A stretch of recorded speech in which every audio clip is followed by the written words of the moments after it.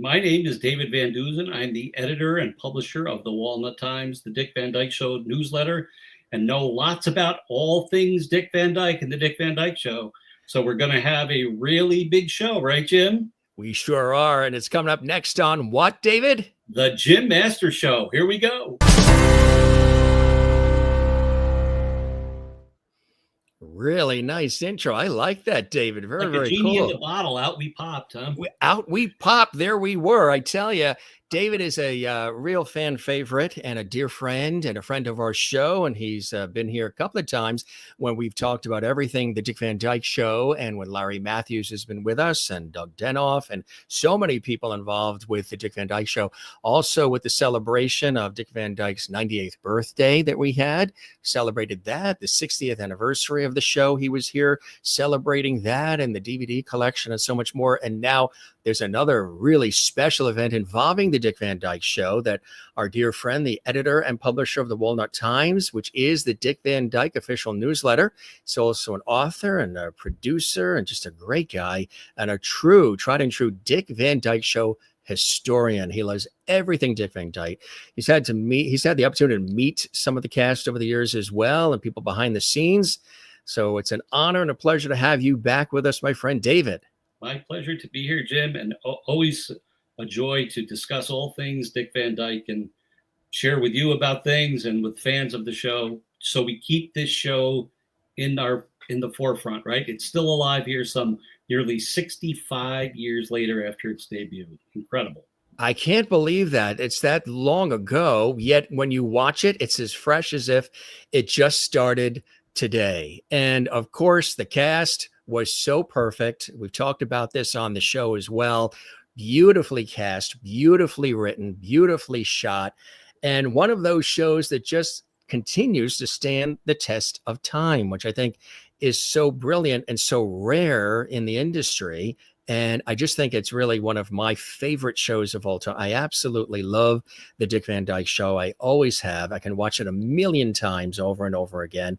We all sing the theme song, dun, da, da, da, da, da, da, and it makes you feel real good too. And you have all these different relationships and dynamics between Dick Van Dyke and Mary Tyler Moore, Rob and Laura, and of course, Larry Mathews, who was just with us. If you didn't see that episode, gang, our dear friend Larry Mathews was just with us on the Jim Masters Show only a week ago, and he was talking about everything Dick Van Dyke, some behind the scenes commentary, some great conversation. I know a lot of you enjoyed that episode, and we're going to have an opportunity to see Larry in just a couple of weeks. I'm going to tell you about that in just a second. But our friend David here, the aficionado, editor and publisher of the Walnut Times, has also been a dear friend of Larry Mathews as well. How did that happen? Larry shared a little bit with us when he was with us last week about the friendship that's developed between you and Larry Mathews, who, of course, as everybody knows, played Ritchie Petrie on the beloved series, the son of Laura and Rob Petrie, Dick Van Dyke, Mary Tyler Moore. How did you guys meet and how this whole friendship form, Dave?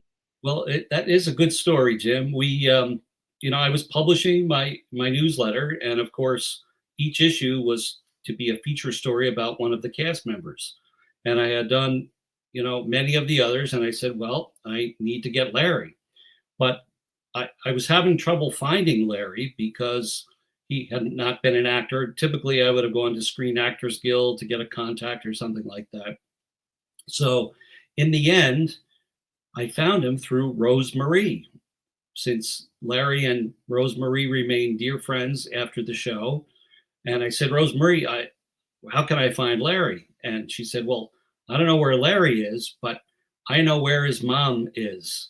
So I ended up writing a letter to Larry, care of his mom in Burbank, and found the letter found its way eventually to Larry, and we connected and did an initial interview. And I think, Larry shared when he was on, 10 days ago or so that there was a little trepidation there, like who is this guy that wants to interview me and why does he want to interview me? But I think through our initial discussions and conversations, there developed an ease between our conversation, and he began to see the true love that I had of the show and my passion for the show. And the fact that I had done some issues in advance of that with Carl and Dick and Sheldon Leonard laid the foundation for a comfort level for Larry to participate. So that was back in the late 90s. And we really hit it off. And on subsequent trips of mine to LA, I would shoot Larry a note and say, hey, I'm coming to LA. Are you around? And we would meet up for lunch, or we would get dinner together. And the friendship has been intact now for over 25 years. So we've grown old together. Grown older and wiser, right? Yeah. So they say. He really is a terrific guy, and become a wonderful friend as well, and just speaks so highly of everybody involved in the Dick Van Dyke Show series. It was really an extraordinary thing for him to be a part of. And what's so great about Larry is he's so humble about it, right? He doesn't pop out of the screen saying, hey, guess what? I'm Ritchie Petrie. I'm right. Larry Mathews. He's so humble about it and realizes and appreciates, that he's in the annals of history playing that iconic character. And we talked a little bit about the people that surrounded him: Dick Van Dyke, Mary Tyler Moore, Morey Amsterdam, Rosemary, Jerry Paris, and Morgan Guilbert, and Carl Reiner and Sheldon Leonard, and other guest stars that came in that he had an opportunity to, be around, and he appreciates that and has had an opportunity to realize it and share it. And it's something quite special, huh? I think so. And I think Larry told you, and I would repeat what he said, which was Larry was part of a big family, a lot of brothers and sisters, and his parents, his mom was with him on the set all the time, sort of as his guardian and parent. And I think between his mom being there and his dad's influence of saying, this is your job and you go to work, it laid the foundation for Larry's respect for it all, right? And to this day, as you know, he's very proud of his involvement and very happy to share his involvement. But unlike, I think, other potential child actors of that era, or even more nowadays, very humble about it. Absolutely, very humble. What do you think it is about the Dick Van Dyke Show? I know we've talked a little bit about it, but still today it has this enduring quality. It's considered one of the best shows that has ever aired or graced our airwaves and aired on television. So well written, well shot, thought out, all of it. But it didn't necessarily start out as the Dick Van Dyke Show, right? Carl Reiner was in another show that was sort of the precursor to what became this beloved series, the Dick Van Dyke Show. Yeah, right. Carl had written a sitcom really for himself called Head of the Family with the same characters. He was a writer for a television show and had Buddy and Sally sort of his counterparts. And he produced the show with some funding from the Kennedy family. Actually, Peter Lawford was involved. And the show aired and sort of nothing, didn't really go anywhere. That was in July of 1960. But Sheldon Leonard, who was also involved with the William Morris Agency, happened to get a look at the material and called Carl and said, Carl, let's talk about it. And Carl said, Sheldon, I don't want to fail it, twice with the same material. And, the famous imitation you could find Carl doing somewhere, I'm sure, at a YouTube video is him imitating Sheldon, who says, we're going to get a better actor to play you, right? So Sheldon said, it's great material, and I want you to produce the show. And Reiner said, I'm not a producer, Sheldon. I don't know how to do that. He said, oh, you do. I can tell by reading your scripts and your direction and the comments that you're putting in, you absolutely know how to produce the show. So, therein lies the search for a new cast and a new leading guy. And of course, they found Dick Van Dyke, and the rest is history. And I think, the show does continue to endure, as you say, Jim. And that's, I think, due to a couple of things. First of all, was the genius of Reiner, who said, we're going to write about the things that we know, right? So it was always situational. There really are not many jokes in the Dick Van Dyke Show besides the jokes that Buddy might throw out in The Office or something like that, right? it was all situations that we can all laugh at because they're all relatable to us, whether it's a wife opening a husband's mail, or a situation with a kid at school, or interaction with parents or grandparents. You resonate with the theme of the episodes and say, yeah, well, that was kind of like what happened to me with Aunt Mildred, right? So I think it was Carl, but also then to put together what I would argue is probably the finest, or one of the finest cast ensembles ever put together.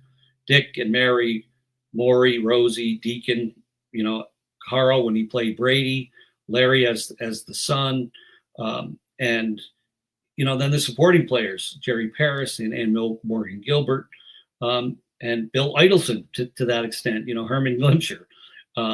So the chemistry of those folks was such unnatural that as you watch it, you really believe that it's Laura and Millie having a conversation in the kitchen, or Dick and Jerry having a conversation at the kitchen table, or over a game of chess or game of cards or something.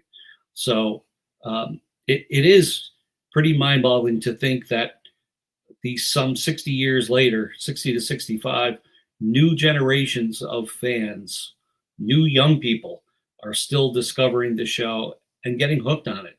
And for those of us old timers, we can recite lines from scripts and shows, and other fans know exactly what we're talking about and can laugh about it because, you have the same point of view, same perspective, and can relate to it. Absolutely right. And how much of the show, some of the shows of the time, there was a little bit of an ad lib every once in a while with some of the shows. We knew that Jackie Gleason on The Honeymooners, of course, didn't always like to rehearse, but Audrey Meadows and Art Carney and Joyce Randolph, they were sticklers as far as rehearsal and made sure everything was there. But Jackie would come in and sometimes some of those rare moments where a line was a little bit flubbed or what have you, made it even funnier, or sometimes people would inject something that the other person didn't know was going to happen and they left it in. Case in point, the Carol Burnett Show, Tim Conway, Harvey Korman, those classic bits where Tim just would throw things at Harvey to try to get him broken up, which was really, really fantastic. And some of the best moments, on television during that series. Was the Dick Van Dyke Show, from your digging deep on it, was there any of that happened along the way, or was it all very perfectly sticking to script? So it's my understanding that, they would start out, they would film on a Tuesday night. So Wednesday night was like table read day of the next week's script. And I think everyone was encouraged to provide feedback about the lines that were there. So, there was an initial script that Carl had written, or Sam Denoff and Bill Persky maybe had written, and they would start to read it through. And I think as they would read it, Rose Marie would say, well, Morey shouldn't say that, Dick should say that. That's more classic Rob, right? But that other line that Rob has, Morey should probably say, right? So I think in the early rehearsals, there was a lot of input from those around the table. But I think by the time they got to the end of the week and they got up on their feet and started to do blocking, that things pretty much had been locked in, potentially revised from the way that the script started at the beginning of the week, but at that point had been pretty much cemented into place. That's sort of true. If I have in my collection any number of scripts which they say as aired, right? And if you follow that script, watching an episode, it's pretty close to line by line with some very minor differences, if any at all. So they did stick pretty closely to the written word on the page. Do you have a favorite episode or two? Is there an episode that stands out for you, David, as your personal favorite? I think the Walnuts episode, Larry said, is one of his personal favorites. Yes, and the Walnut episode is my favorite. Hence the name that I called my publication, the Walnut Times. There's Larry with the... when I was going to name the publication, I had a number of ideas. Someone suggested call it Life in New Rochelle, which of course would have also meant something to people as well. Yeah. But I thought, I really like that walnut episode. So I wonder if I focus on the walnuts. And of course, that did resonate with fans as well, because it's a very popular episode of fans. Interestingly, there are some fans that don't like that episode, and I struggle to wonder why, but they don't. So I love when she comes out of that closet. I mean, that was just like, did they think it was too eerie, too different? I think perhaps too outlandish or too outside of the. But as Reiner would say, that was the beauty of a dream, right? We could do whatever we wanted to do. Right. So I'll tell you that Mary Tyler Moore, Laura Petrie, coming out of that closet was done in one take. It was one take, huh? One take, because they pretty much said we have to do it in one take, because if we screw it up in one take, it's going to take a long time to reload that closet with those 15 to 1,800 pounds of walnuts, right? To do it all over again. So they literally had to bolster up that closet with extra support, because the original closet couldn't stand the stress of all of those walnuts pressing against the walls of the shell of the closet on the set. So they had to bolster up the closet, and the walnuts against the door actually jammed the door. So in rehearsal, they did discover that they were going to have like a bolt that they could pull when Dick went for the door to get that door open, because he couldn't really get the door open. And Dick explained that to me one day in a conversation about the show. But he said, I opened the door and Mary jumped down off of a ladder onto that pile of walnuts and slid right out into the living room. And he said, it was a beautiful thing. And he said the audience just went wild, because not many people knew what was going to happen. So when it happened, even some amongst the cast and crew or family members of the cast and crew who were usually in attendance had no idea it was going to happen. So it was quite a night, I'm sure. And what was amazing, the way she did it with such grace, beauty, and finesse. She just comes right out, and her sweater isn't wrinkled, and her hair's not moved, and she's just smiling, and just, I could only imagine what it's like, sliding on all those walnuts. What that was like, must have been like eyeballs or something. But she really was so graceful about it, and that was one of the great episodes. I remember the episode too, where she and Millie thought that there was a prowler. The guys went away for the weekend, and she thought there was a prowler in the house, and all the things that they were doing to try to make sure there wasn't a prowler in the house. And he's calling in the check, and it's putting the cans by the front door. You remember that scene, Jim? Right? So actually, I was told a story by Barbara Marshall, Gary Marshall's wife. Gary was writing on the show then, and she said she sat down one night to watch the episode of the Dick Van Dyke Show, and here is this episode, and they're stacking cans by the back door. And she said, Gary came home, and she said, Gary, if you're going to steal my ideas, she said, you're going to have to start paying me for them. Apparently, back in the day, Barbara was home a lot with her young kids, didn't have a security system, and she was a little nervous at night. So what would she do? She would stack empty cans by the back door. And one night, Gary came home and knocked the cans down. He said, what is this? What is this? She said, that's my security alarm, Gary, right? Well, he didn't say anything to her, but he took the idea and incorporated it into the show. It's amazing. Yeah.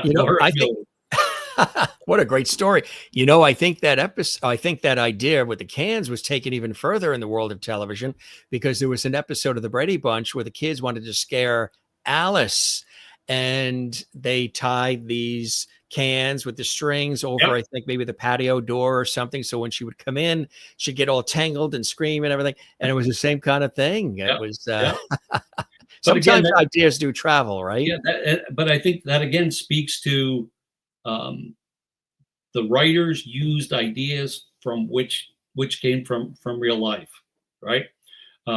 Because people could relate to that. And they did, right? So, just great fun.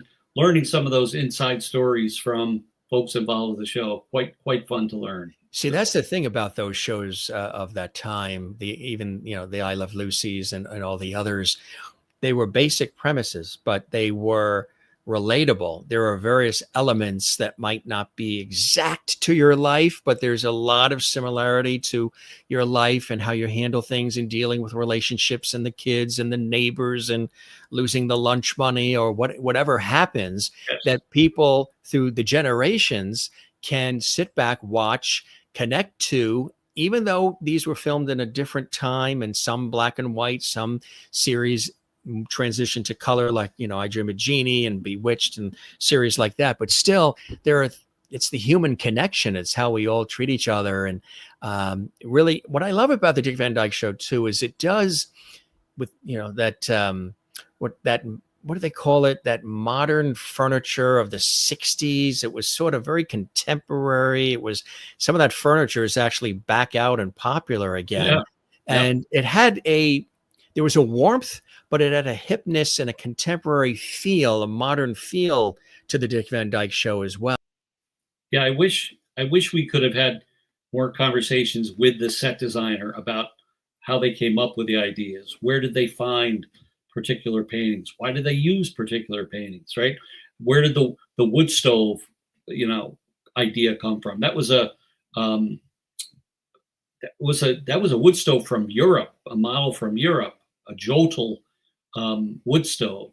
But somebody had to know about it to get it, to do the construction of the set, right? I think the sunken living room was probably big of the era, right? In the mid-century modern movement. So many of those pieces are classic mid-century modern. But there are folks who have gone back and are just intrigued by the set design of the Van Dyke Show. The InSinkerator or whatever they had on their kitchen faucet that was the gadget of the day that could do all these tricky things. But there are such dedicated fans who have dug deep into the depths to try to figure out, what lamp was on the table? Where was that table made? What about the chair? What about the painting? Yeah, I would look too. I'd see sometimes, by the living room window, the chair would be here, but then it would be over here, or they'd switch the chair. And when I was a kid, I would always look for that triangle pillow.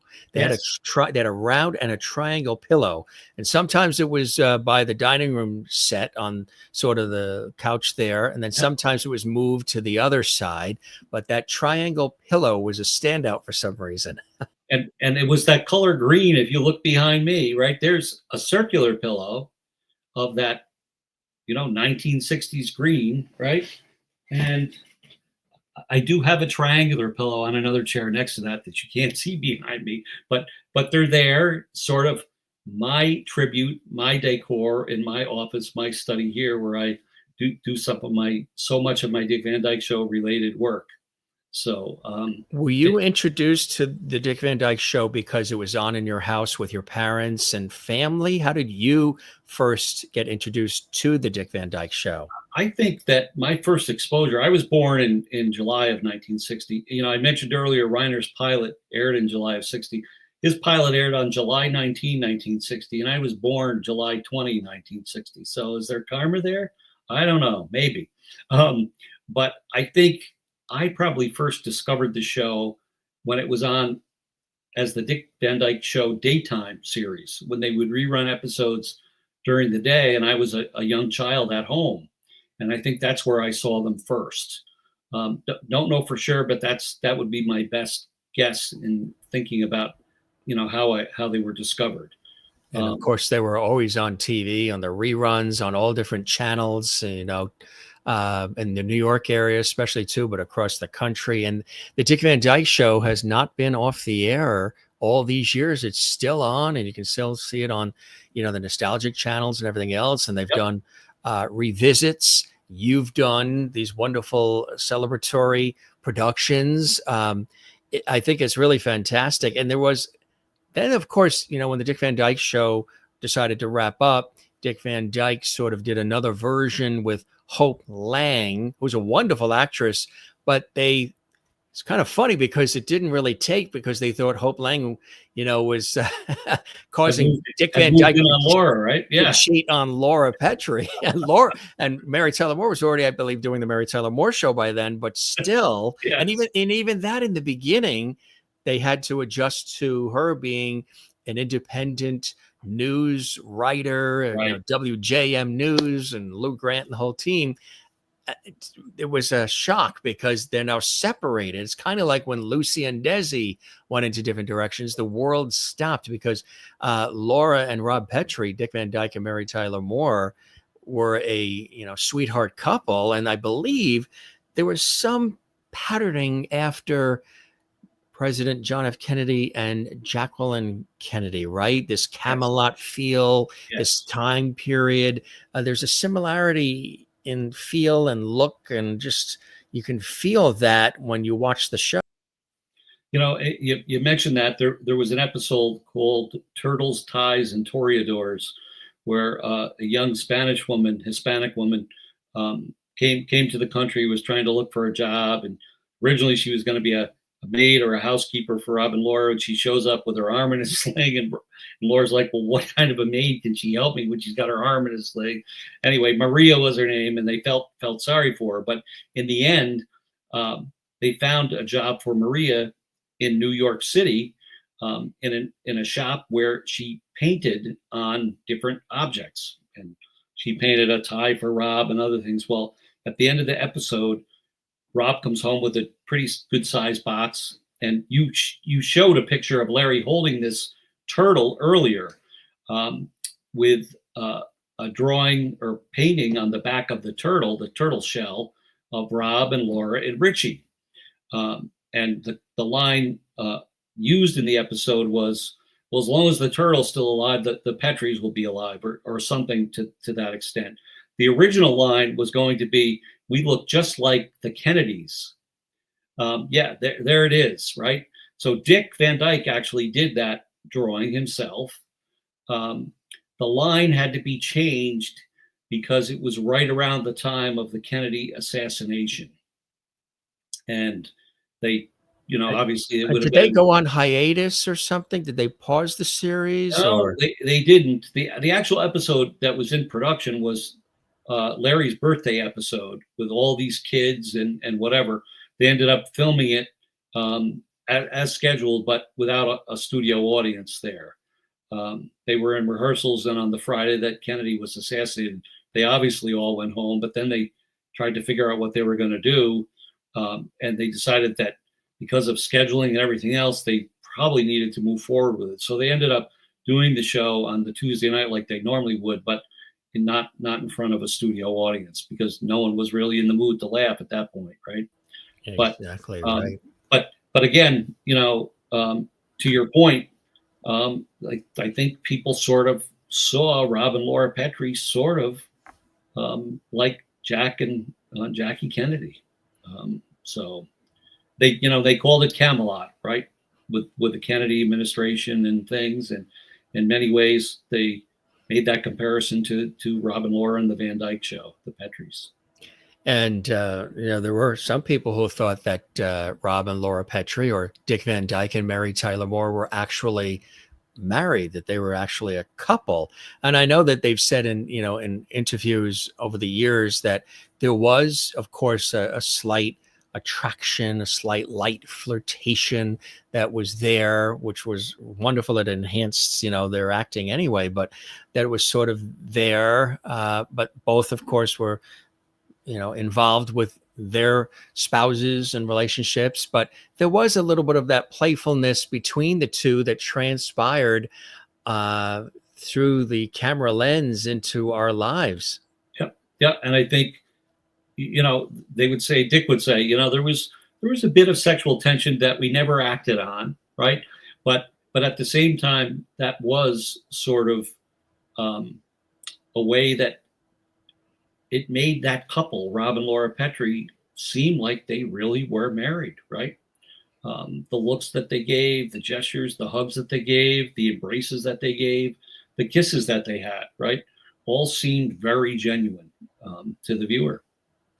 They really did. And And again, it was just something that transpired or translated so beautifully through the actual screen. And of course, your involvement has been quite deep in preserving and celebrating this series. And you had celebrating the 60th anniversary, which we did a wonderful special on that here on the Jim Masters Show. And there you are, of course, with Carl Reiner. What was it like when you first tell us about what it was like meeting Carl, and you've met Dick, and then putting that together, honoring the 60th anniversary of this beloved television series? So I had made a few trips to California, but I had never met Carl. Tried a few times, but schedules just didn't align.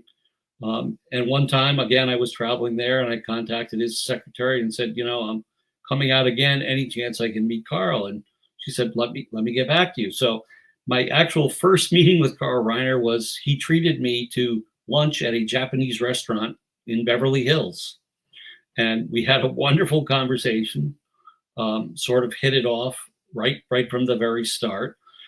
I had been publishing the newsletter for some time at that point. We had never met, but he was very interested in it and sort of pleased that, that the Dick Van Dyke Show was Carl's baby, right? So thrilled to some extent that I was doing what I could to continue to perpetuate the myth of Rob and Laura Petrie, right? So we had a wonderful time. And Carl became a huge supporter of the publication. And, I would write the office and say, I'd like to give away autographed photos as a subscriber prize. Would you sign a few things? And I'd get an envelope back chock full of things, right? That relationship, grew and endured through the years. Carl used to refer to me, and I very proudly say this, as the other DVD, which is great. I have a photo here on my shelf of Carl and I on October 3rd, 2011, which was the actual 50th anniversary of the debut of the show. I visited him at his home on that day, and we have a great photo. And I sent it to him to sign, and that's what he wrote: to the other DVD, October 3rd, 2011, Carl Reiner, right? When Carl did the reunion show in 2004, the Dick Van Dyke Show Revisited, he called the house one day and he said, "Do you want to come?" And I said, "Carl, just tell me where to be and when to be," right? And he said, "We're not sure if we're going to shoot with a live audience or not. You just got to sort of be a fly on the wall or whatever." And I said, I can be whatever you want me to be. Trust me. So I ended up going out and was among the very few people allowed on the closed set. They did not end up having a in-person audience for that, and ended up doing research on some of the flashback clips and nicely received a credit for my work on the show. At that point, I had met, I was not a foreigner to the cast because they all knew who I was from previous connections, previous interviews, previous visits. My initial visit with Dick Van Dyke was on the set of Diagnosis Murder in January of 1997. Again, I was taking a trip to Los Angeles, and I was in touch with Dick's publicist and said, any chance I can meet Dick? And he said, "Let me get back to you." And a couple of days went by and he called. He said, "Dick says, come by the set. We'll chat and we'll have lunch and we'll do whatever." So off we went to the set of Diagnosis Murder. And I stood sort of in the wings watching them shoot a few scenes. And they said, when he's done with the scene, he's going to come over and say hello. And I said, okay. So I saw his assistant, his dresser, sort of pointing over toward me and like to say, David is here or whatever. So the scene ended and he turned and over he came, stuck out his hand, and he said, "Hi, I'm Dick Van Dyke." And I wanted to say, "No kidding, really? You're Dick Van Dyke?" I think I knew that, right? But we. Do you know what you did say? I think I said, Did you do what Jackie Gleason did? Hamana, hamana, hamana. No, I said, well, nice to meet you, but I think I knew who you were, Dick. Something to that extent, right? But we spent the better part of an afternoon on the set. chatting about things. He allowed us to shoot video. He allowed us to take photographs. He signed any number of items for me. And then he said to me and my photographer, my brother-in-law, actually, who was with me, what else are you going to do while you're here? And I said, well, we're going to see other folks from the show, hopefully. And if we have time, we're going to go to Disneyland. So he said, oh, you're going to Disneyland? I said, yeah. He said, well, go on me. And I said, huh? And he said, well, Mary Poppins, Disney, I sort of have a little in with them. So he said, just let me know what day you're going and I'll have tickets for you at guest relations. So we said, well, thank you very much. And we left and sort of wondered, is that really going to happen? Right? I don't know. So we did call and left a message and said we would be there. And down we went to Disneyland for the day and walked up to guest relations. And there was a young girl in the booth. And I said, I'm guest of Dick Van Dyke for the day. And she sort of looked at me like, yeah, right. And then she said, oh, you're not kidding. I said, no, I'm not kidding. So she turned around and made a phone call. And a couple of minutes later, she came back and said, how many tickets do you want? I said, there's just two of us. But I think that speaks to the down-to-earth nature of Dick Van Dyke and the generosity of Dick Van Dyke.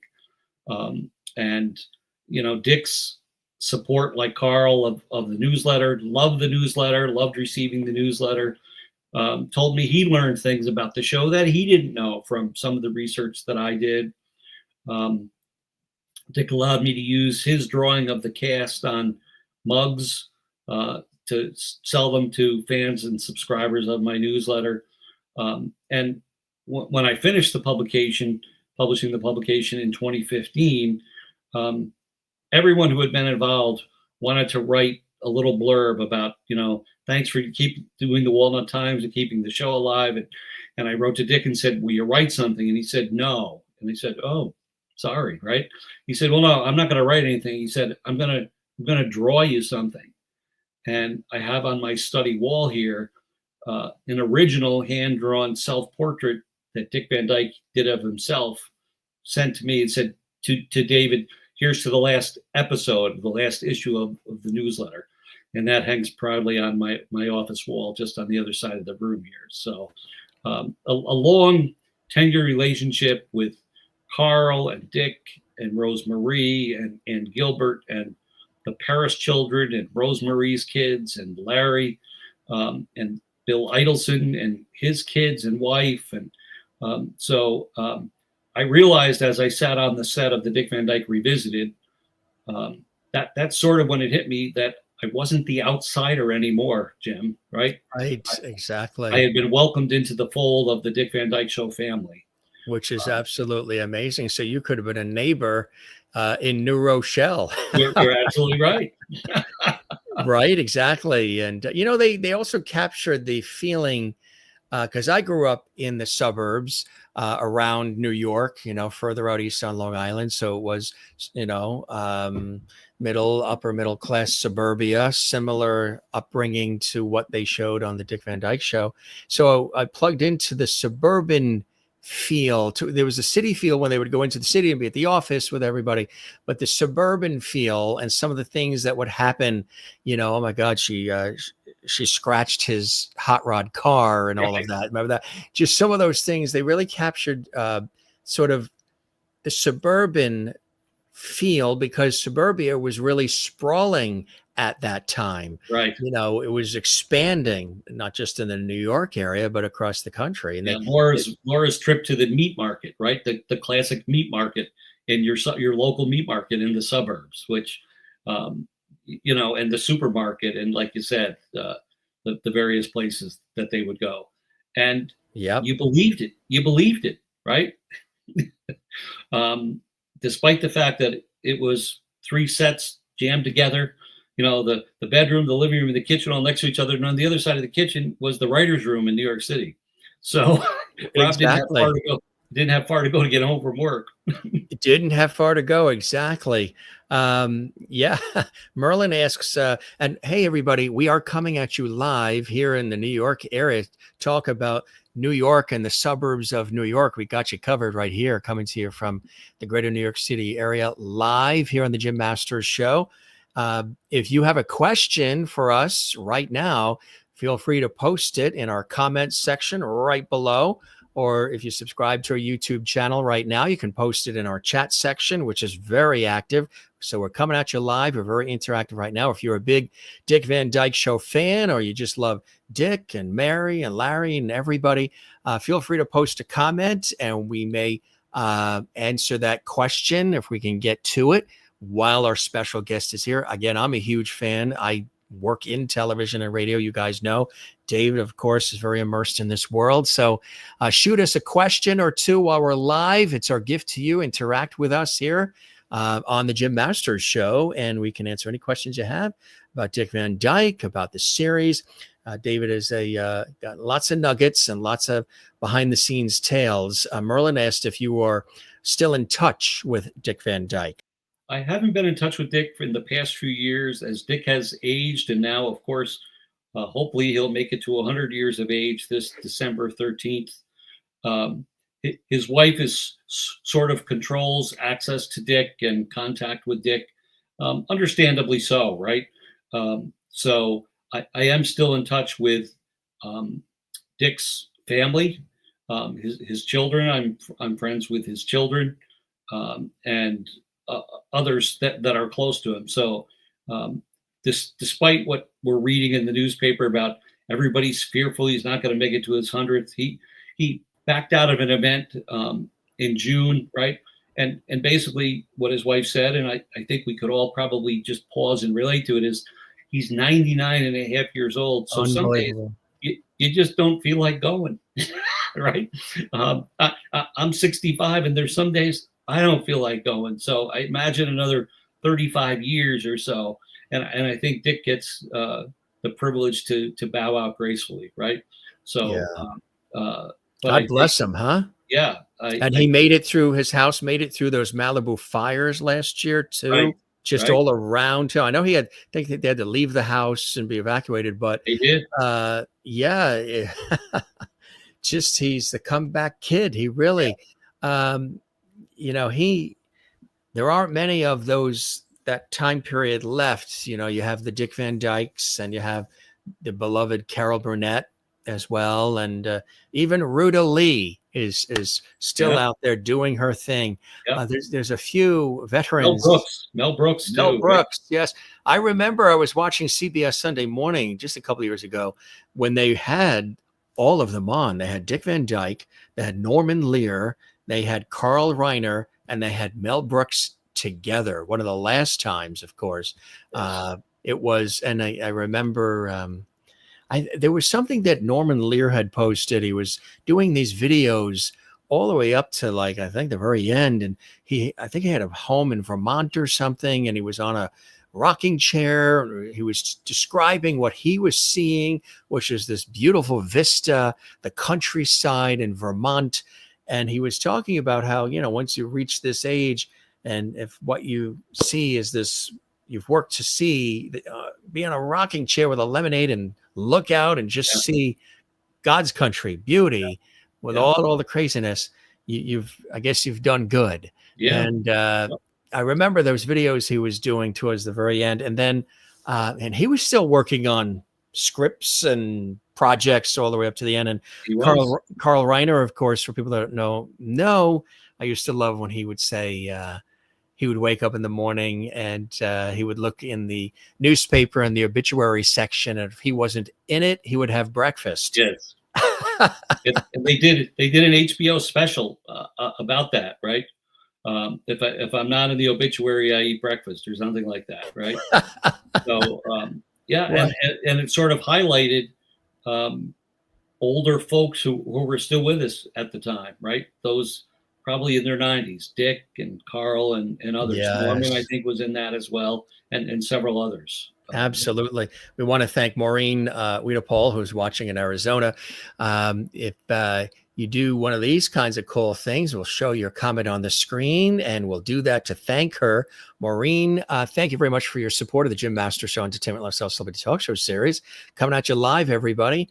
I've been watching Dick Van Dyke reruns lately.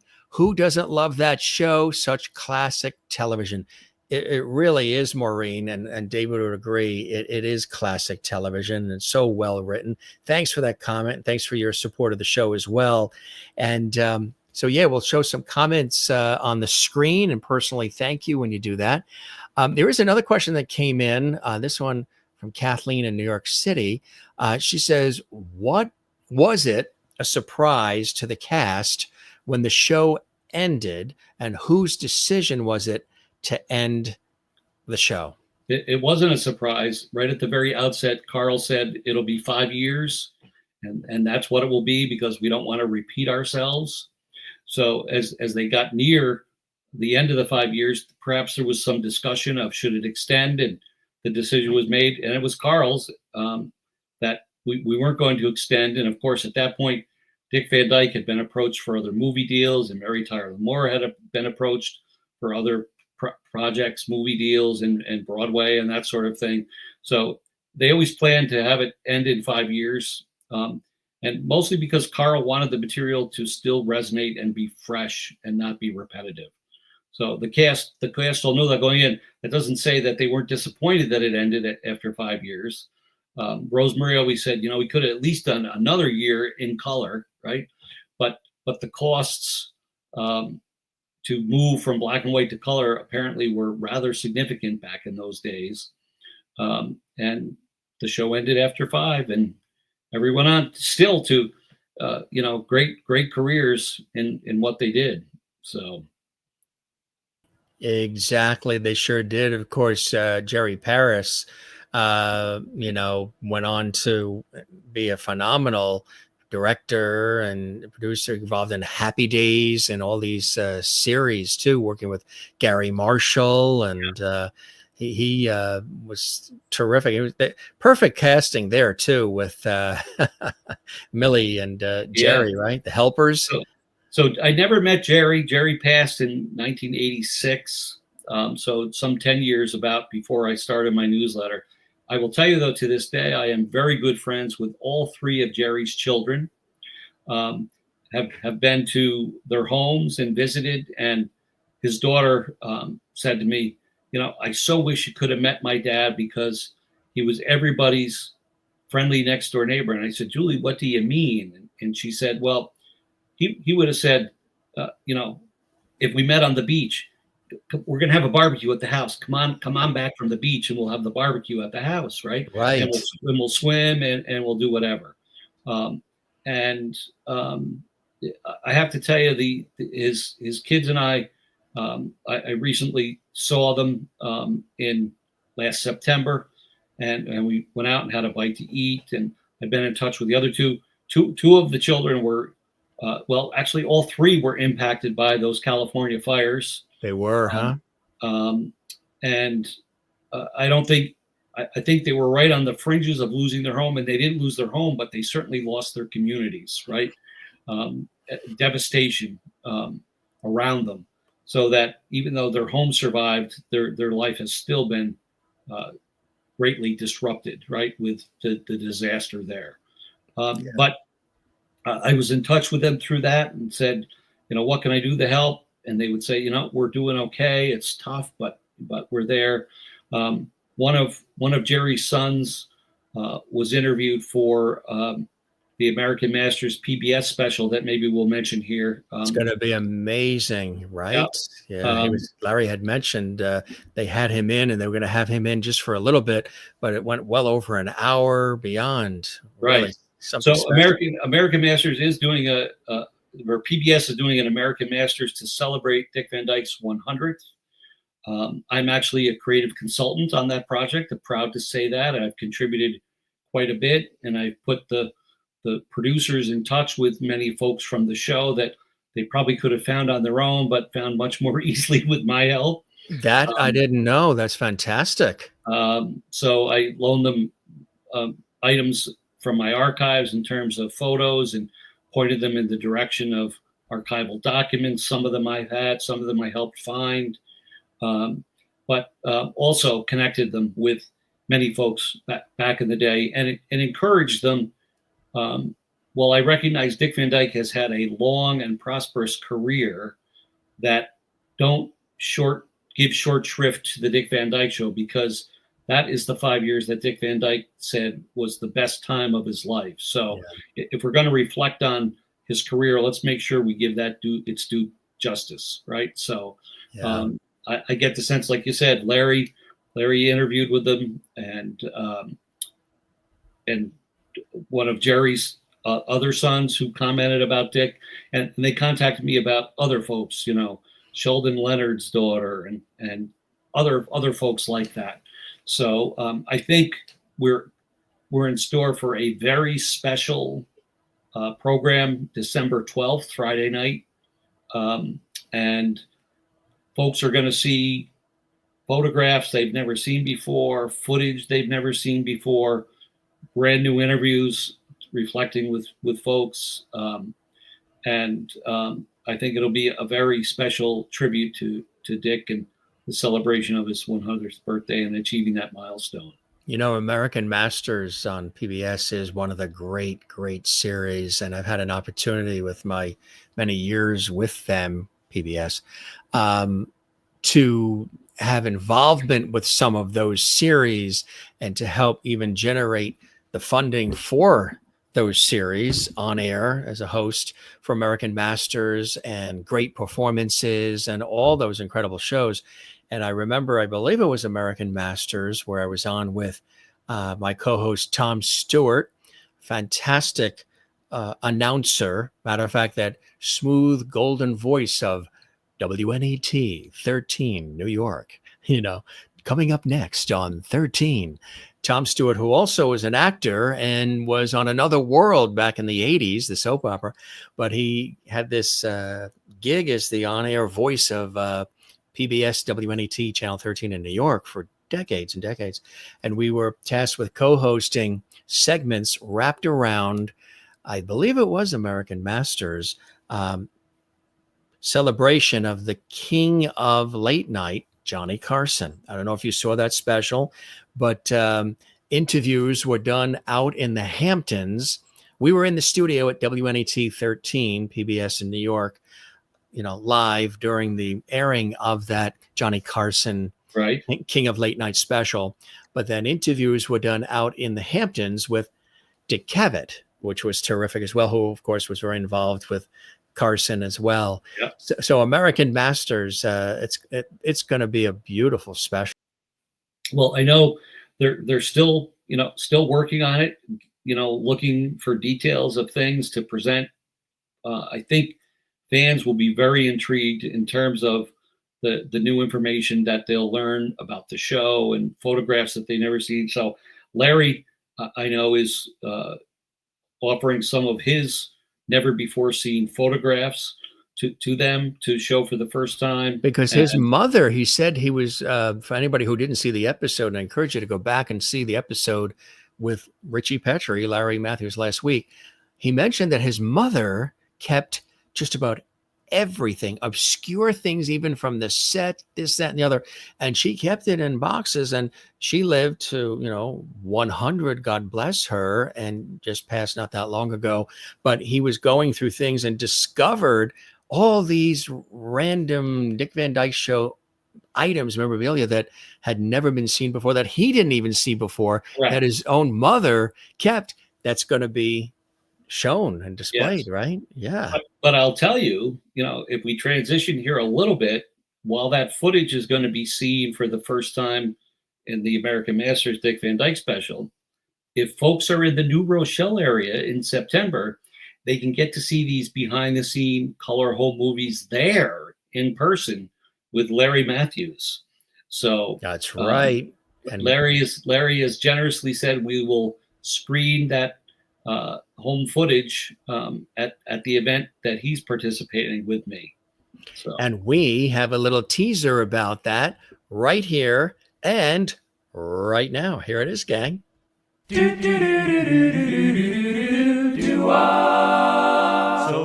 Hey, Dick Van Dyke Show fans, this is Larry Mathews, Ritchie Petrie. And I'd like to invite you to join me at the New Rochelle Public Library on Saturday, September 13th at noon for a celebration of the Dick Van Dyke Show.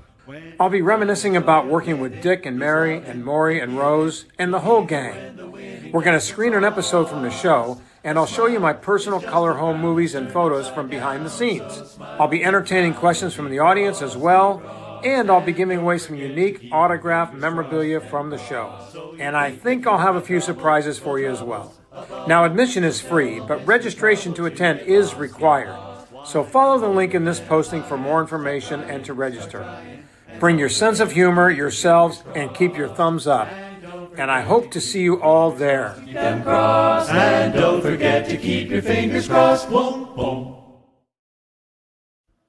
It's going to be quite a program, Jim. So there it is, folks. Check that out too, and this, of course, direct at the calendar at the New Rochelle Library as well. But you can even start right here because go to that website because it is the website for David's The Walnut Times, and you're going to love it. And not just this event, folks, but all these other cool things that David has put together over the years.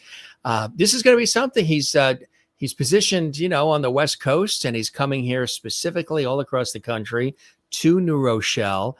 And for folks who don't know why he's coming to New Rochelle, New York specifically, tell us why New Rochelle. Well, New Rochelle was the fictional setting for where Rob and Laura Petrie lived. In reality, it was where Carl Reiner lived for a good part of his life while he was working on Sid Caesar's show before he moved to Los Angeles to start the Dick Van Dyke Show. So Carl decided Rob and Laura Petrie should live in New Rochelle. And I would say that the Dick Van Dyke Show, in more ways than one, probably put New Rochelle on the map. As I said earlier, a possible title for my newsletter that was considered was Life in New Rochelle, because we figured if people knew the Dick Van Dyke Show, they'd say, oh, New Rochelle, that must be about the Dick Van Dyke Show. So I partnered with the New Rochelle Public Library and the New Rochelle Council of the Arts. They're very proud of their association with the Dick Van Dyke Show. And the event will be there at their local library starting at noon. The day is going to be jam-packed with things. We're going to, let Larry reminisce about being involved with the show. We're going to screen the Never Name a Duck episode, which Larry considers his best acting episode. Larry will provide some commentary about behind the scenes, about how the episode was done and his thoughts and the way that he ended up, crying at the end of the episode. What was the instigator, or how did he do that, right? The motivator. Then we're going to watch his behind the scenes color home movies never seen before. They're very cool. I've seen them, and things that you have never seen before. I'll tell you, I've never seen, and if I haven't seen them in my experience at the Dick Van Dyke Show, they're very rare. Larry also, as a 10 or 11-year-old, had his own camera and took photos. We will see those photos that he took of the stars outside of their dressing room. Intermixed with all of this, every once in a while, we're going to have raffle tickets, and we're going to draw a ticket from a hat, and you'll get a Larry Mathews autographed piece of memorabilia, maybe a pith helmet, maybe a bowling pin, maybe a box of crummy buns. You never know. Maybe some walnuts. Did you lose your sense of humor in your I don't know. Yes, right. You never know where a walnut might appear, Jim. I'll just say that, right? We have plenty of surprises, special things that are going to happen that are unannounced. But then at the conclusion of the formal program, if folks would like to have a photo taken with Larry or get an autograph photo from Larry, or they want to bring an item and have Larry to sign, folks will be able to do that for a purchase price that Larry will set. And I will also have a display of a good deal of Dick Van Dyke Show memorabilia, some of it original, some of it replicas, but to give fans a taste of what a script looked like and what a studio admission ticket looked like. Some of the artwork from the show that people always wondered, what did that plaque really say that was in the background? I also have a rare disc recording that I'm going to probably sell at the event. Benton and Bowles was the advertising agency that was one of the sponsors of the Dick Van Dyke Show, and they would routinely record the audio portion of the show and send that out to radio stations or television stations for promotion. So I have what looks like a 33 disc, but it's actually larger than that, of some of the original discs that were recorded. They were found in the home of Danny Thomas. Oh boy! After Danny had sold the home and the new owners were remodeling, and are you ready for this? They had torn down walls and they were re-sheetrocking and spackling. And somebody found these giant discs and they said they would be perfect for having spackle on. You could put a lot of spackle on that and scoop and seal the tape lines. And somebody said, "Well, what is that?" Right? And then they finally realized what it was. And they're like, "What you're ruining a part of television history. Save that," right? So they found recordings from the Dick Van Dyke Show, and they found recordings from the Andy Griffith Show, which of course they were both involved with Sheldon Leonard and Danny Thomas. And I was fortunate to get a number of those discs to add to my personal collection, but I decided that maybe I would bring one of those and offer it for sale to some fan who would really like to have that personal piece of memorabilia in their collection. So, I mean, how cool is that, folks? That's going to be really, really amazing. And again, God bless Dick Van Dyke. He's coming up at the time of this show, of course, on 100 years, which is absolutely, it's very hard, when you see Mary Tyler Moore and Dick Van Dyke on these reruns and other specials and many other shows and movies and everything else that they've done in their careers and all the rest of the cast. And to know that you're talking about a beloved series that is, 65 years old and the leading character is 100. Where has the time gone, David? It is pretty incredible. At this point, Dick and Larry Mathews are the only living cast members, and the only other living crew member, if you would consider him a crew member, was still alive, is writer Bill Persky, who's now 92 or 93 years of age. I will say, though, when you look back at the cast members, for the most part, many of them have had long, prosperous lives, right? Sheldon Leonard died at 89, Morey Amsterdam, 87, Rose Marie, 94, Carl Reiner, 98. So I think there's actually some merit to the statement that laughing keeps us young, right? Keeps us going. Morey always said, start off each day with a joke and everything will be okie doke, right? Yeah. And it's a little corny, but I think the sentiment is reflected in the fact that so many involved with the show did have very long lives. Ann Gilbert to her late age. Sadly, we lost Jerry Paris at a very early age due to a brain tumor, and Richard Deacon to a heart attack, right? But the others really lived a long time. And I do think if you can look at life in a comedic way, right? Understand the comedy in life, enjoy a joke. That does, at least in my personal life, reduce your stress level a little bit in our world today.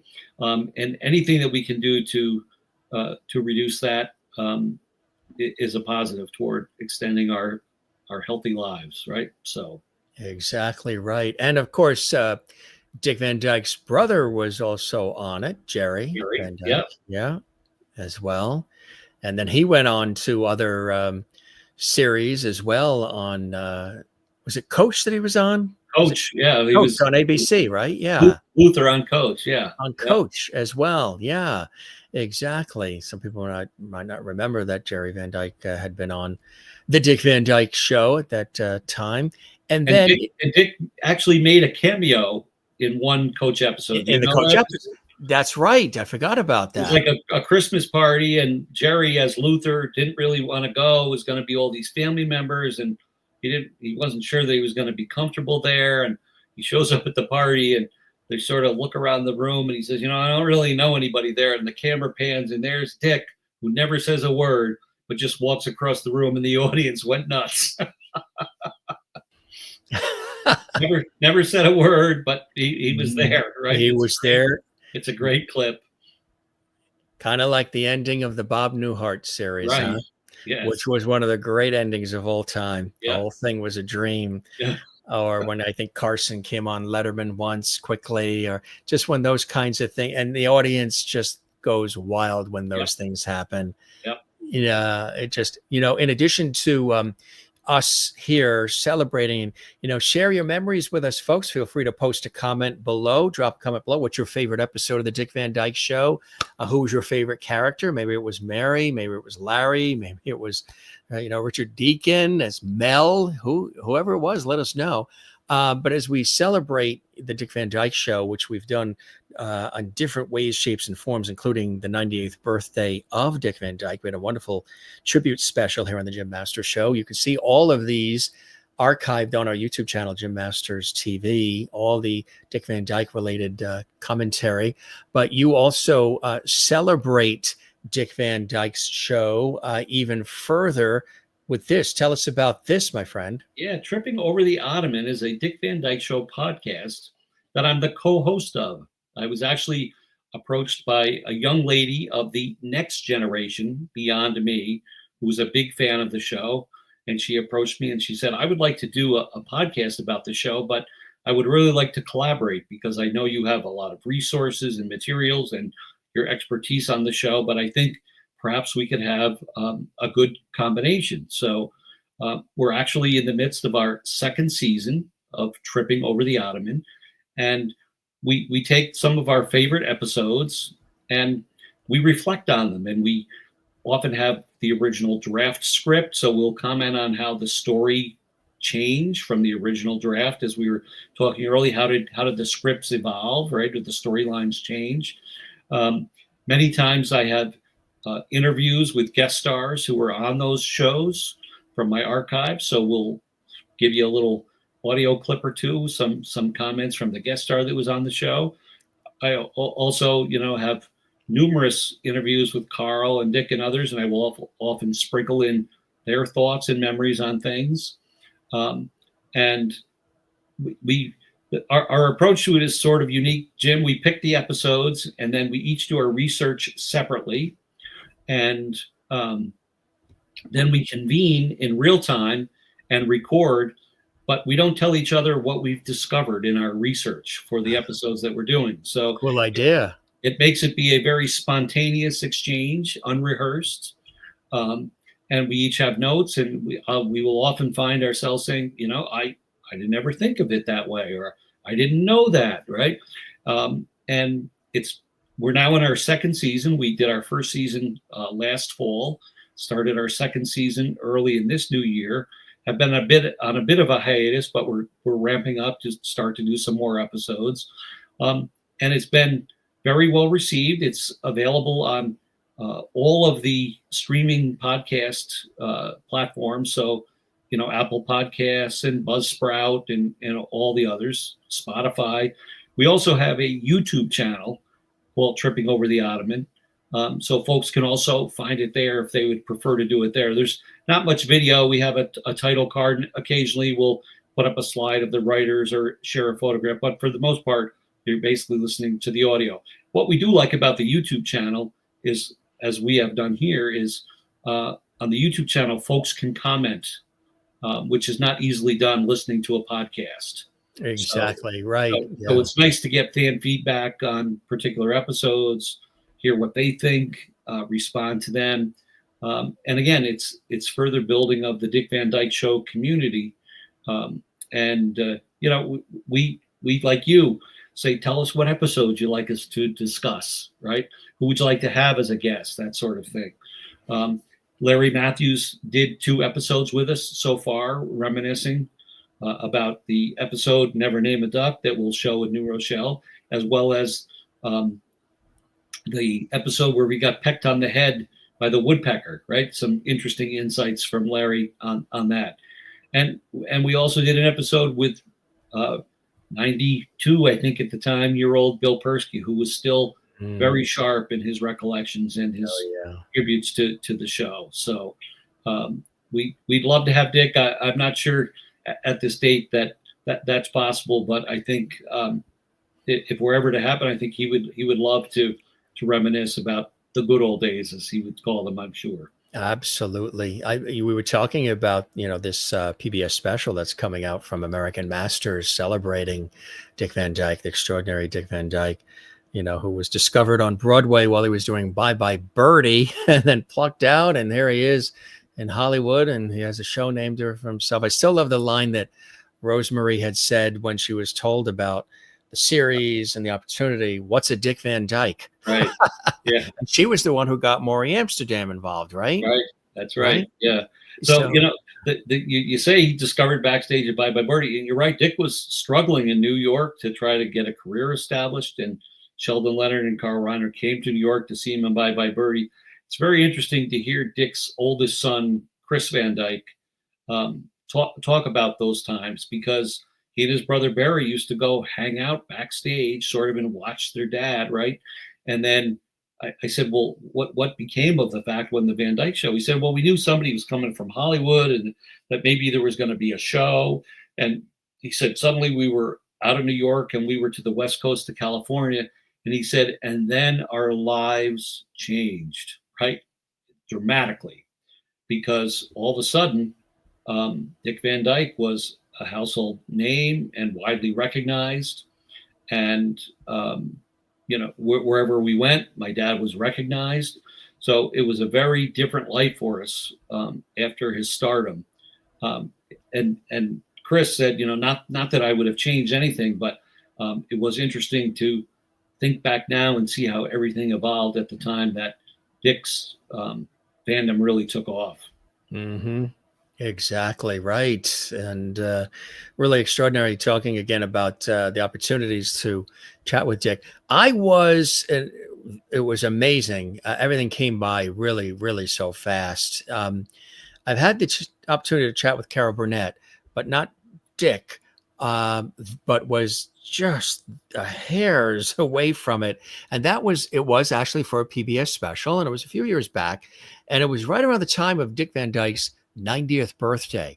And I was asked to host and interview him at his home in California, in Malibu. It was for a PBS special. My dear friend Tim Janis, who's the brilliant composer. Matter of fact, I just did a PBS special with him that's airing right now and or airing this month on some of the public television stations. And but this was a special which was this was actually, did you see the movie Buttons that Dick Van Dyke was in? Yeah, Tim produced that, right? Tim with Angela Lansbury and Charles Shaughnessy, and I knew all about that way before they were producing it, because Tim's a dear friend. I had interviewed Tim Janis, many times in the 10 public television music concert specials that he's had over the years on public television. So we developed a long-time friendship, and I've emceed many of his holiday concerts at Carnegie Hall and so much more. But there was the production of Buttons and bonus DVD footage and all of this cool stuff. And they wanted me to get to Boston and fly out to LA to interview Dick. So things were getting all set up. Matter of fact, we had family visiting here from Florida. And I said, I think I'm going to have to, I know you're visiting and, but I may have to get on a plane and get to Los Angeles, because I might be in the home of Dick Van Dyke chatting with him about the making of Buttons, the movie, and everything that went around it, and what it was like working with Angela Lansbury. It was a very heartwarming, beautifully produced special by Tim and Elizabeth, who are, again, close dear friends of mine. And but Disney called them, Dick, and it was his 90th. So he got scooped away to be a part of that because it was a whole big thing. Remember they did at Disney for Dick Van Dyke's 90th? Yes. It was a whole big thing. I don't know if you were there with that, but in California, not Florida, Disneyland. And so because that he got scooped away, pulled away, and involved in that very important event, that part didn't happen, but we were this close to be right there. I was not there, but I'm well aware of that event, and it was a day long event. It was a huge thing, and believe me, I would have not tripped over the ottoman at his house in Malibu if that had happened, or maybe for him I would have. I would have brought walnuts. Yes, it was a great day. It was Dick Van Dyke Day at Disneyland, I believe, and he was featured in the parade, and they had, special events. They dedicated a drawing, a certain caricature of his Bert image at the bakery there. I guess there was one of Julie Andrews there, but not one of Bert. So they added a Bert to the collection on the wall. And it was a very, very special day. All of Dick's family were invited to the park, and it was a great day. Yes. So I'm not sure, given everything that's going on right now. In terms of what family celebration there will be for the somebody. That reminded me. Somebody did ask that question if there was going to be. Let's see. Let's go back. Do you know if a birthday party is scheduled for Dick's 100th? Well, I'm sure the family will have theirs, of course, and his relatives and loved ones and dearest of friends and probably real close colleagues in the industry. But as far as something major or public or broadcast, I don't. I would think the closest thing will be the PBS special, which will air the night before, right? Which will be really nice because they did do the whole thing on CBS for the 98th. They did all of that, but to do something that is retrospective and just really is warm and just you don't even need all that fanfare because you're just really going to be drawn into who the man is. Yes. And I get the sense that the folks that they're interviewing for this are folks that have had some direct connection to Dick through the years, whereas with the CBS special from a couple of years ago, I think Larry, pointed this out too, right? There were a number of folks involved that were certainly big fans of Dick Van Dyke, but Cedric the Entertainer, I'm not sure he ever really worked with Dick or knew Dick, but he was featured in this special, right? So I think everybody was looking for Larry and all the others to be there. Right? Larry wasn't asked to speak, and Karen Dotrice, who was Jane and Mary Poppins, was also there, right?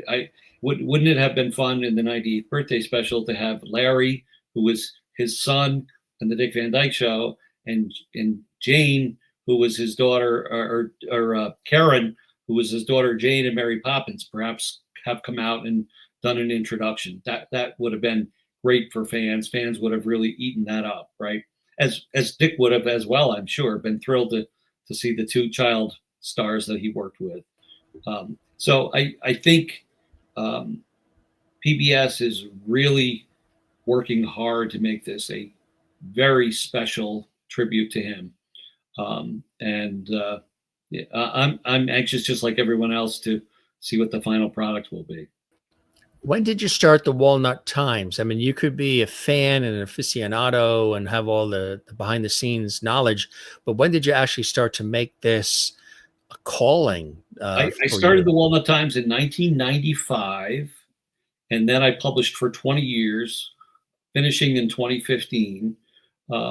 And I have kids that were born 87, 89, and 93. And it was about at that time that Nick at Night came into being, right? Or Nickelodeon and then Nick at Night.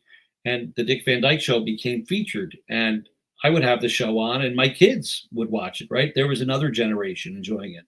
And it was at that point I thought, I wonder, is there a Dick Van Dyke fan club? Because the show really holds up, right? And I looked around and there was no such thing. So Viacom was the syndicator of the day, distributing the show. Right. And they were in touch with me and they said, you cannot start a Dick Van Dyke Show fan club. We have the rights to that.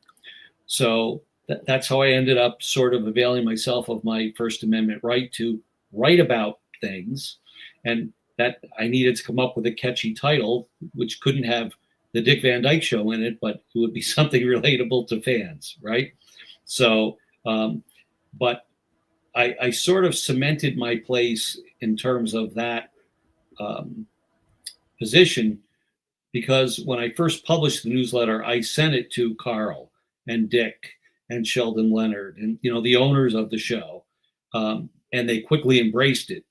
And once they embraced it, there was sort of no stopping me, right? They weren't going to say to Carl Reiner, "Oh no, he can't do this." Carl would say, "Well, I like that he's doing it, so he's going to do it," right? So it lasted, for some 20 years. And I will tell you that I finished, I felt, on a high note in 2015. And I sort of ended it after 20 years because I wanted to go out on a high note, and I didn't want my final issues to be, "Oh, so-and-so has passed away," or "We've lost so-and-so," that sort of thing. So at the time that I wrapped up, we had much of the cast still with us, right? Carl was still alive, Dick alive, Rosemarie alive, Mary alive, and Gilbert still alive. So it was I think, perfect timing and the appropriate time to end it. That doesn't mean my passion for the show grew any less, as you can see from the other projects that I've been involved with since then. But folks still are purchasing back issues of the newsletter to find out more and more about the interviews that I did in print with the cast and guest stars and the like. That's the other thing that was very rewarding for me, was I also sought out many of the guest stars who were on the show, right? Who, in some cases were at the beginnings of their career or just starting out, right? People like Jamie Farr, right? Who was the coffee guy and went on, of course, to Klinger on MASH, right? So I had the opportunity to talk with Jamie Farr and interview him, and Ken Berry, talk about being involved like with Carol Burnett, and other shows that, F Troop and Mayberry RFD and the like. And Jackie Joseph, another fine character actress who was in several Dick Van Dyke shows, and Sylvia Lewis, and the list sort of goes on and on. And I established and then was able to maintain friendships with so many of those folks, some still to this day. It's been rewarding, and I think, again, was sort of the proof in the pudding to those in which I came in contact that I was the real deal, right? I wasn't a fly-by-night fan, looking to make a lot of money. Trust me, I didn't make a lot of money. I kept the newsletter afloat, but it was just a genuine privilege to meet these folks many times on my visits to California and grab a cup of coffee or grab a lunch and be real people. And our friendships remain to this day. And for them to be responsive too, because that's it's not always the case in the industry. People are busy, or they'll say, I've done that. That's what I did years ago. I don't want to necessarily revisit that, but they really appreciate the love and the support. What I will tell you is beautiful. Most of the folks that were on the Dick Van Dyke Show said it was unlike anything else they had ever done in terms of, they said, we would do guest shots on other shows, but you didn't always feel welcome. You always felt like an outsider. The Van Dyke Show was different. And I think that was the tone set by Carl and perhaps the tone set by Dick. But guest stars were encouraged to contribute and become part of the cast for that week. And many of them said, the proudest moment on my resume is the fact that I can show a credit from being on the Dick Van Dyke Show. And Bill Persky remarked to me one time, he said, back in the day, when the show was on, we attend Hollywood parties and people would be, hobnobbing, and they'd say to me, what do you do? And he said, well, I write the Dick Van Dyke Show. And he said it was like an E.F. Hutton commercial. It was like the room froze and everybody turned and was like, what did he say? He works on the Dick Van Dyke Show. And he said, you became like royalty for the night, because that's how well endeared the show was to the Hollywood scene and the Hollywood community. Very well respected.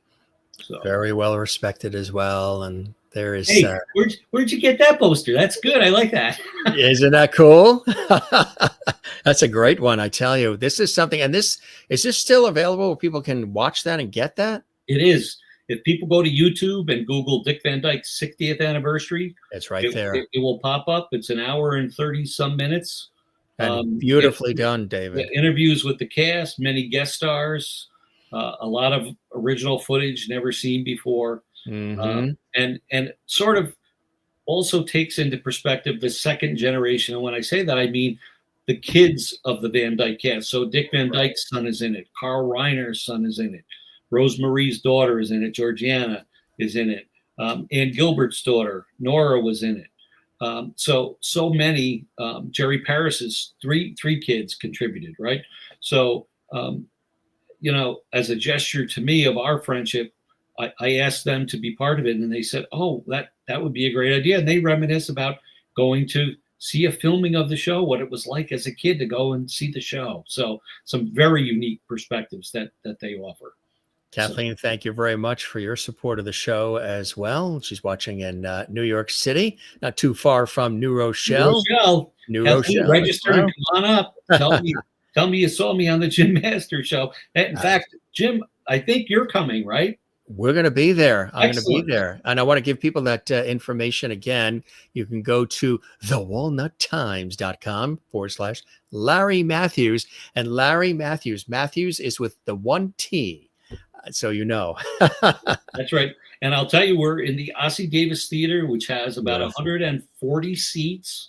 So I know that we have about a month to go. It's a month from today, but I think that we're nearing capacity. Maybe we should have had a bigger theater. I don't know, but we're where we are now. It will be what it will be. But if folks are interested, I would say don't delay.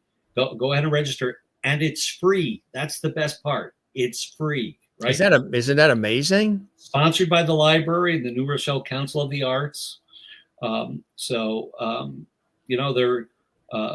making their facility, their theater available to us. We've, raised other funds to cover Larry's travel expenses and hotel expenses and related.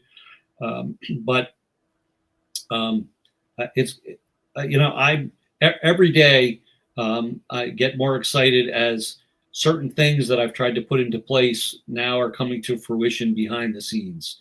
So just yesterday, I found out something else again that's going to happen. That will be a nice surprise, not only for fans but for Larry too. I'm not telling Larry everything that's going. So Larry doesn't even know there's a few surprises that Larry's going to experience. Correct. Very nice. Yes. So it will be. So you never know what's going to happen. This is going to be something. All going to be surprised. You might lose your sense of humor and your thumb. So I don't know. Or maybe you'll be impacted by a particle of absorbitron. You'll never know. Maybe your hair will be blonde and brunette at the same time. It could be, right? Or maybe I'll lose all my hair from salad dressing. Who knows? Yes, for everybody watching here, the Jim Masters show, I'll be there as well with Larry Mathews and David and everybody. So come say hi. We'll be there, your host, and Larry again from the Dick Van Dyke Show, and David, of course, keeping the flame alive and lit. So it's going to be wonderful, and other surprises that they have up their sleeves. Who knows what's going to happen? There might even be a dunk tank at this point. Who knows? You never know.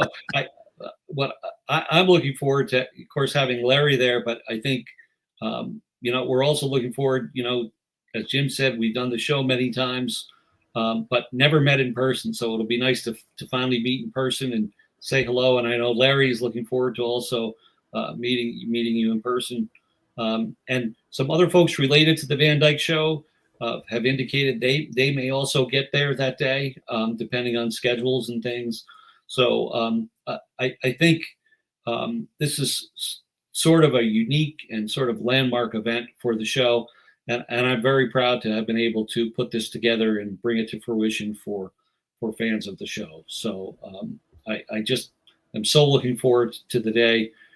I know we have people traveling from Chicago and Detroit and Cleveland and Philadelphia and Connecticut and folks from upstate New York. It's only 2 hours and a half down, and the program's at noon, so you could get up early and drive down and have the program and still be back home in the early evening. Massachusetts, Pennsylvania, New Jersey, Rhode Island. I've been at several of the events with some of the guests who've been on our show, the folks from Little House on the Prairie and there's so many of these shows, and we've had so many of the fabulous people who've been on these shows, Little House on the Prairie, Gilligan's Island, the Waltons, you name it. And it's amazing that these shows are 50 and 60 and 65 years old. But also what's really cool is the fan base. The fan base is still there for all of these shows. When they have events, there are lines wrapped around the doors of the event location, the venue.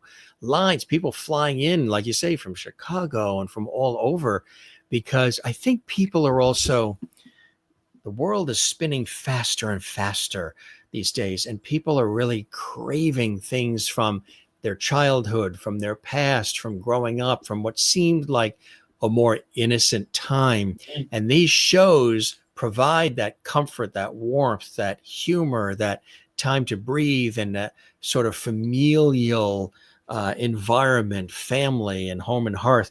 And I think a lot of people feel very close to the characters, close to the shows, close to the theme songs, close to all of it, the vibe, the overall feel, and they can't get enough of it all. And they really want to be a part of wonderful things like that. And I'm sure you've seen that via the response you've had even with this event.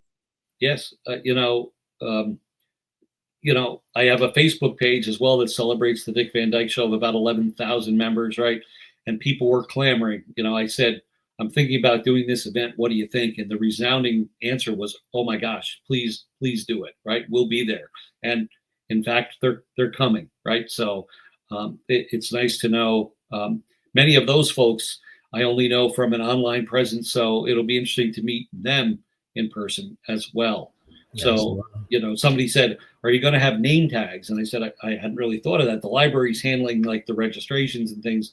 They said, well, we kind of wish you have name tags because we know people by their name, and it would be nice to say hello to them in person because we interact with them, on the Facebook Dick Van Dyke group, right? But it would be nice to meet them in person, particularly from Chicago and from Detroit, New York City, and whatever, right? So I think,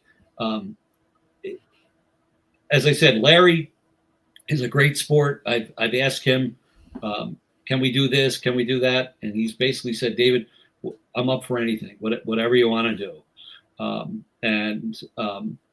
He's away right now celebrating his birthday, which will be this Friday. That's right.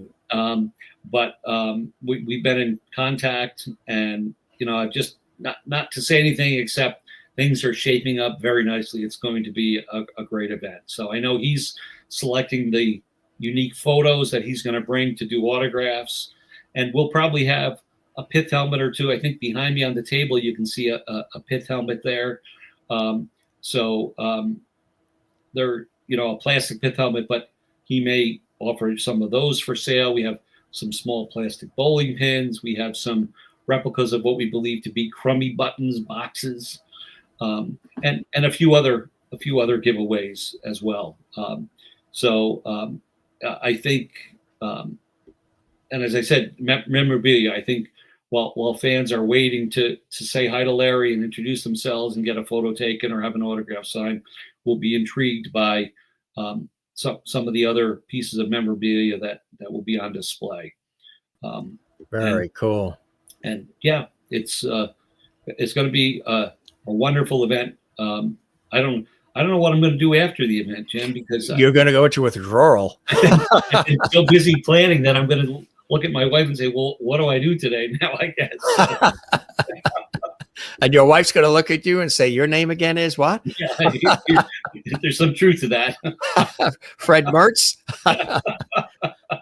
All right. Well, of course, during that time period, everybody knew the themes to these shows. And that was what was great about the shows of the 50s and 60s, 70s and 80s. You could, and even into some of the 90s, where you could sing the themes. People would hear the themes, hear the first note, and they would be humming or singing the themes. And some of these themes to these shows, like the Dick Van Dyke shows and others, were then covered by instrumental orchestras, Nelson Riddle, Frank Checksfield, others who took the themes and then they turned them into music you heard on the radio too. The I Love Lucy theme. I mean, all of these themes through the years, right, which is really amazing. So when you ran the promo of Larry about the new Rochelle event, behind that was the Dick Van Dyke Show theme. And I'll tell you the backstory on that was I became good friends with Earle Hagen, the gentleman who wrote the instrumental theme for the Van Dyke Show, and learned only after interviewing Morey Amsterdam that Morey had written words to the Dick Van Dyke Show theme. And that was after the show was done with its network run. So the show was on 61 to 66. And I think in the late 60s, Morey ended up writing these words. He titled it, "Keep Your Fingers Crossed." Well, as I said, I was friends with Earle Hagen, and I had been out to visit Dick in California, and Dick told me that he had taken out an ad in his local Malibu newspaper trying to put together a male barbershop quartet. And I said, well, what's the response been? And he said, well, really not very much. And I said, well, I'm sure you didn't say, I'm Dick Van Dyke looking for three guys. You would have had a lot of response. He goes, no, you're right. I didn't, right? So Dick was approaching his 70th birthday at the time. And knowing that he was interested in having this group, I approached Earle Hagen and I said, Earle, could I have your permission to write a barbershop quartet arrangement of the Dick Van Dyke Show theme? And he said, what are you talking about, David? He said, there are no words. I said, no, Earle, there are words. Morey wrote them. He said, I had no idea. I had no idea that Morey wrote words to the show. So I sent Earle the words and he said, oh, these are clever. So I said, for Dick's 70th birthday, I would like to write a barbershop quartet arrangement for Dick, should he ever form a group. So Earle said, well, go ahead, but I have one condition. And I thought, oh boy, what will that be? And he said, when you're done with it, he said, I would like you to send me what you've done because I would like to look at it. So in fact, I did write a 4-part barbershop quartet arrangement for Dick, sent it to Earle. Earle said, I like very much what you did with the theme. Whew, that was good. And I sent it off to Dick, who had not formed his barbershop quartet, the Fantastics, at that point. That's right. But he sent me a note and said, I got your arrangement. And he said, we stood around my piano, me and 3 insurance salesmen, barbershop singers. And he said, we sang the theme and toasted a glass to you and to my 70th birthday. And I thought, well, that's great. Little did I know, in the months that came after that, didn't 3 young guys approach Dick, and out of that came Dick's vocal group, the Fantastics. And I saw in the press that he was appearing with them at Rosemarie's Walk of Fame ceremony, and that they were going to sing the Dick Van Dyke Show theme. So I contacted Dick's publicist and I said, can you tell me, is this the arrangement that I wrote for Dick? And the guy wrote back and he said, no, he said, David, there's one of the guys in the group that writes the arrangement. So I don't think this is yours. And I said, oh, okay, which was fine, right? That was in 2001, I believe. Well, 2003, the Dick Van Dyke Show was honored on TV Land's program for the TV Land Awards. They were the Legend Award. And the whole show opened by a montage of these classic theme songs, Jim, that you talk about. The Brady Bunch, All in the Family, the Dick Van Dyke Show, the Partridge Family, right? When you knew a theme meant something, right? Well, out on the stage comes Dick, and I was sitting in the audience, and they sang the Dick Van Dyke Show theme. And as they sang the theme, I said, well, wait a minute. This is my arrangement. So after the show, I approached a couple of the young guys, and I said, what arrangement did you sing? He said, I don't know. It was on Dick's piano. So he said, we're rehearsing Tuesday night. I'll look and I'll let you know. So he wrote back a few days later and said, well, that was your arrangement. I said, well, I thought it was, right? The publicist was wrong. He didn't realize that the arrangement written was mine. Well, Wow. the rest is sort of history, and Dick has sung that song on many occasions, hospital events, Wow. the Hollywood Bowl, Yeah. on television specials and the like. And the arrangement that you're listening to in Larry's clip is actually me and a family member singing the version of the theme, our own version of that recording. Wow. So one more other link that ties the whole thing together, right? Absolutely. Yes, absolutely. Gilligan over there from Gilligan's Island is happy, and Jeannie in her I Dream of Jeannie bottle. I like it. They're smiling right now, my friend. do, do, do, do, do, do, do, do.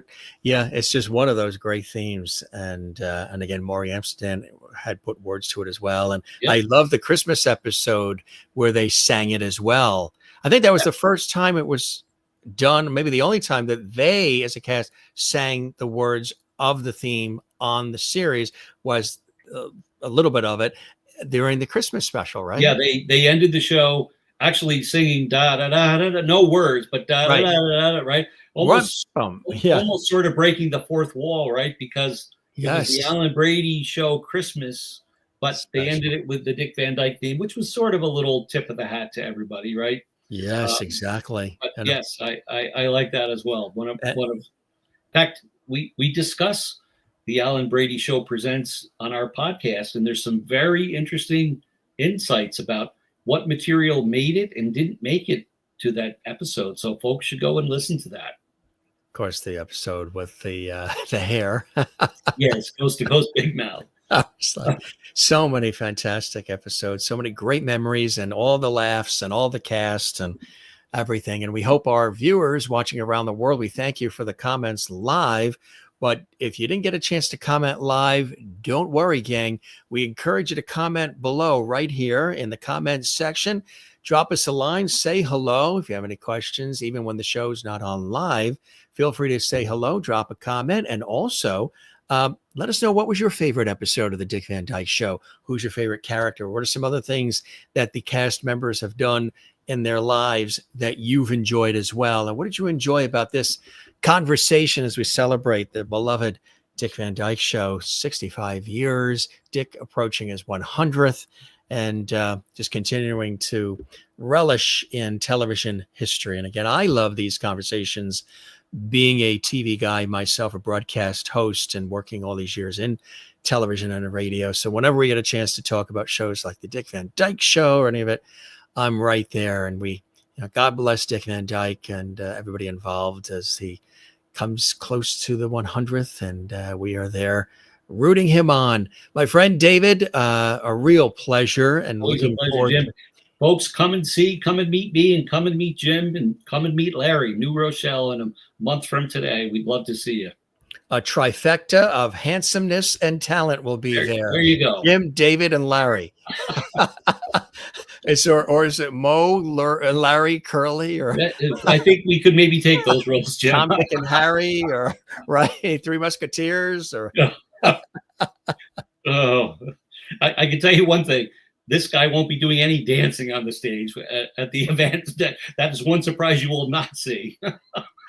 How do you know? Because you never know what Larry has up his sleeve, right? Well, that's they true, may, whatever you've got, there may be a boomerang effect. You never know. What do you mean? You don't do a soft shoe or anything, or not this guy.